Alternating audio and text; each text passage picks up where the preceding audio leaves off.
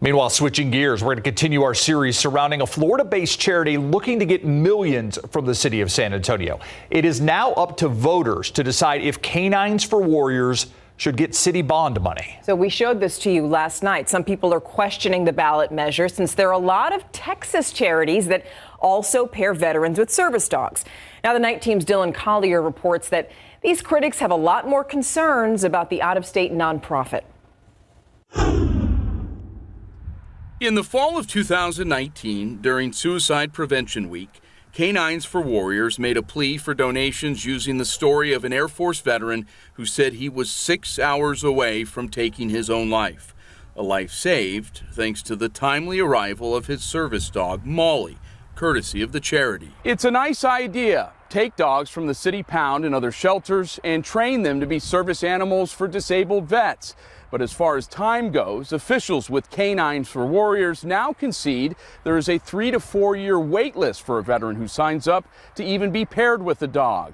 And now that charity is looking to expand its footprint or paw print in San Antonio. The veteran has become a backhand passenger in their vehicle. Bart Sherwood's nonprofit, Train a Dog, Save a Warrior, provides service animals to military veterans. Sherwood says vets in his program typically start training with their dog within a month, a move he says creates a strong bond, as opposed to K9s For Warriors' approach of first training the dog and then bringing the veteran in much later. Foremost, he has a big problem with that wait list. If you don't need a service dog, and it's just going to be a show, then you can wait 4 years to get a dog. If you're worried about the suicide problem across the country, knowing that there's at least 22 a day, well, you don't have time. You're going to be dead. It's an outlier to have the veteran train their dog themselves. That's an unusual circumstance. K9s For Warriors CEO Rory Diamond defended his organization's approach to training during a recent virtual interview and says his organization is trying to address that logjam of demand. The charity has leased city property next to animal care services since 2019. And last fall completed a 5,000 square foot canine training center. San Antonio voters this month and next month will be asked to approve $2.25 million in bond money, which would then be matched by the nonprofit to more than double the number of kennels there. So San Antonio was supposed to be kind of like a dog depot where we rescued a dog, held it for a minute, and then took it over to Florida. Instead, Diamond says the charity now plans to train dogs in San Antonio for 6 to 8 months. But the push to grow the physical presence of a Florida nonprofit using San Antonio bond money is not without controversy.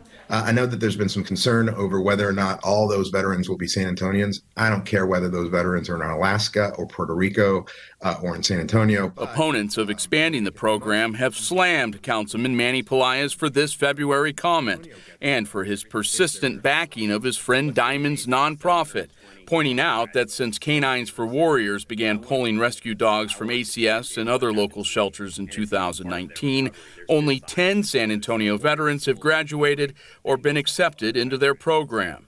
Before the nonprofit came to San Antonio, however, officials say that figure was just 3. I don't make comments like that to please everybody.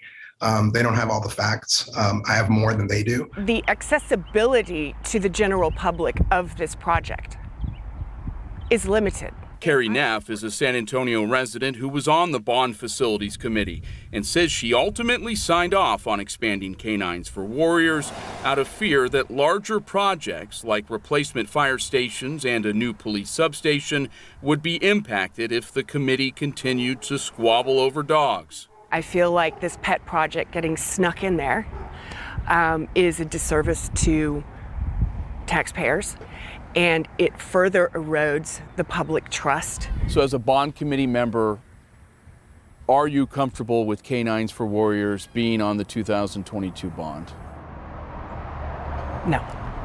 Come on, let's walk. For Sherwood, whose organization has graduated more than 200 veteran service dog teams in San Antonio since 2010, there's ways to address dog euthanizations and veteran suicides without forcing San Antonio residents to eventually cut the check. I mean, that's a nonprofit's job to go out and do what they do, but don't go to a city asking for specific funding. For the Defenders, Dylan Collier, KSAT 12 News. Early voting on the record $1.2 billion city bond package runs through May 3rd. Election day is Saturday, May 7th.